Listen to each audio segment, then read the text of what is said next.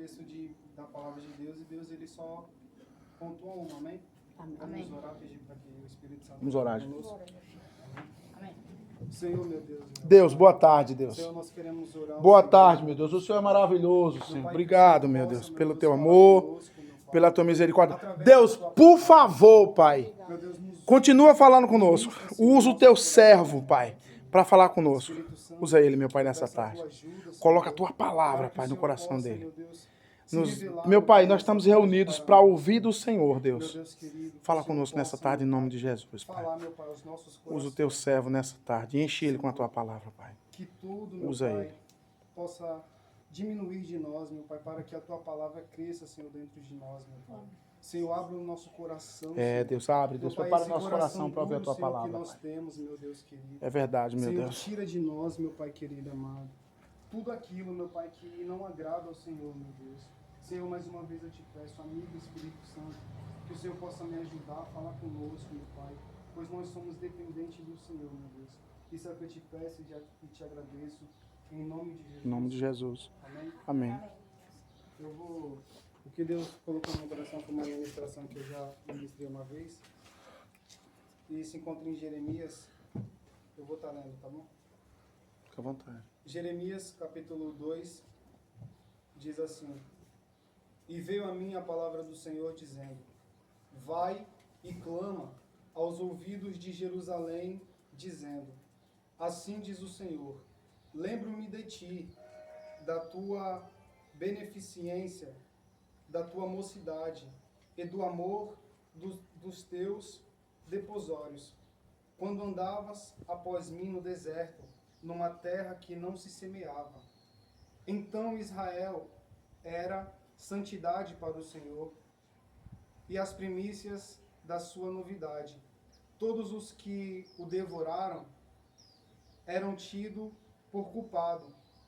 O mal vinha sobre eles, diz o Senhor. Ouve a palavra do Senhor, ó casa de Israel, ó casa de Jacó, e todas as famílias da casa de Israel. Assim diz o Senhor: que injustiça acharam os vossos pais em mim, para que se afastassem de mim, indo após a vaidade e tornando-se levianos. E não disseram: aonde está o Senhor? Porque nos fez subir da terra do Egito, que nos guiou através do deserto, por uma terra de sarneca e de covas, por uma terra de seguidão e de sombra da morte, por uma terra em que ninguém transitava, na qual não morava homem algum. E eu vos introduzi numa terra fértil, para comerdes o seu fruto e o seu bem. Mas quando nela entrastes, contaminastes a minha terra, e da minha herança fizeste uma abominação. Os sacerdotes não disseram onde está o Senhor, e os que tratavam da lei não me conheceram, e os pastores prevaricaram contra mim, e os profetas profetizavam por Baal, e andaram após o que é de nenhum proveito. Portanto, ainda pelejarei convosco, diz o Senhor, e até com os filhos dos vossos filhos pelejareis. Amém? Amém. Glória a Deus. A palavra de Deus, ela vai dizer que Deus, ele chamou um povo. Ele chamou um povo e ele deu uma promessa para o povo. Deus, ele disse para Abraão: Abraão, de ti eu farei uma grande nação. Quando Deus, ele dá a Abraão uma promessa, nós vemos que Deus, ele começa a cumprir em Abraão. Só que Deus, ele usa a vida de Jeremias para poder alertar a vida do povo. Deus, ele usa a vida de Jeremias para poder trazer memória ao povo. Porque nessa mensagem de Jeremias nós vemos o amor de Deus, a misericórdia de Deus. Porque a primeira coisa que Jeremias ele diz é que Deus, ele chamou um povo, e esse povo que Deus, ele chamou era um povo que não era formado uma nação. Era um povo que era pequeno e que não tinha força nenhuma. E Deus, ele pegou esse povo que não tinha um sustento, esse povo que não era uma nação, que não tinha um país, esse povo que estava cativo no deserto, e Deus, ele fez uma promessa para esse povo. Era como se Deus, ele olhasse para um povo que estava sendo oprimido e Deus, ele estivesse dizendo assim para esse povo: olha, essa opressão que você está passando, ela não vai durar muito tempo.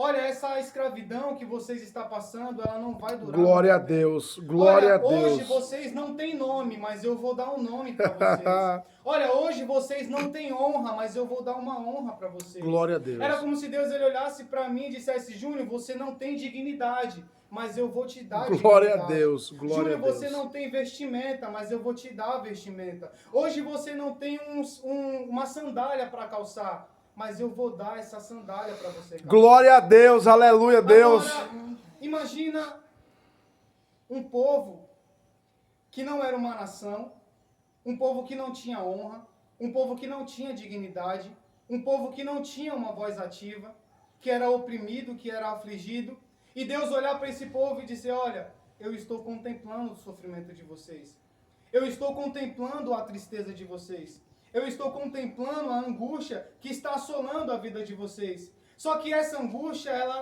não vai permanecer para sempre. Eu vou agir a favor de vocês. Aí Deus, ele pega esse povo que não tinha nome, que não tinha honra, que não tinha dignidade. Aleluia. E Deus, ele faz desse povo agora um povo forte. A gente vê o amor de Deus de uma maneira tão grande, porque Deus, ele olha para esse povo e diz: olha, hoje vocês não têm nome, mas eu farei de vocês a nação que vai ser uma representação do que é o Evangelho na terra. Deus, ele olha para esse povo e diz: olha, hoje vocês estão sendo escravizados, mas amanhã as nações olharão para vocês e verão que vocês têm um Deus que luta a favor de vocês. Só que o tempo vai passando, Deus, ele começa a trabalhar e a cumprir a promessa na vida desse povo. Agora o povo que era oprimido, ele não é mais oprimido, esse povo é liberto. E agora esse povo que é liberto se tornou uma nação. Um povo que só vivia com as suas harpas e com seus cânticos pendurados nos salgueiros, eles voltaram a cantar canções ao Senhor. Glória a Deus. Um povo que não tinha fartura, passou a ser um povo que tinha fartura. Aleluia. Só que quando Deus, ele começou a honrar demais esse povo passou a se esquecer do Senhor. Quando esse povo, ele começou a ter força, eles começaram a ter voz, eles começaram a ter honra, eles começaram a se afastar do Senhor. E Deus, ele levanta Jeremias para poder repreender o povo. E a repreensão do povo, ela não é diferente dos dias de hoje. Porque quando eu fui mergulhar nessa palavra, o Espírito de Deus, ele falou muito forte comigo. E se você parar para analisar a sua trajetória com Cristo, você vai ver que quando Deus, ele te conheceu, você estava vivendo um período de sofrimento. Você vai ver que quando Deus, ele se apresentou para você, você estava vivendo um período de escravidão. Quando Deus, ele se apresentou para você, você estava vivendo um período onde você não tinha honra. Mas Deus, ele foi fiel com a sua palavra. E Deus, ele deu honra a você, ele deu honra a mim. Só que a maior indignação, se assim eu posso dizer, da palavra de Deus, é que Deus, ele chama o homem no momento que o homem, ele não tem honra. Deus, ele chama o homem no momento que o homem, ele não tem dignidade. Deus, ele chama o homem quando o homem não tem a sua glória, onde o homem não é exaltado. Aí Deus, ele dá um nome, Deus, ele dá roupa, Deus dá dignidade. Deus exalta um homem. E a queixa de Deus era: eu conheci vocês numa terra seca. Eita. Eu conheci vocês quando vocês não tinham nome. Eu conheci vocês quando vocês não tinham uma palavra, uma voz ativa.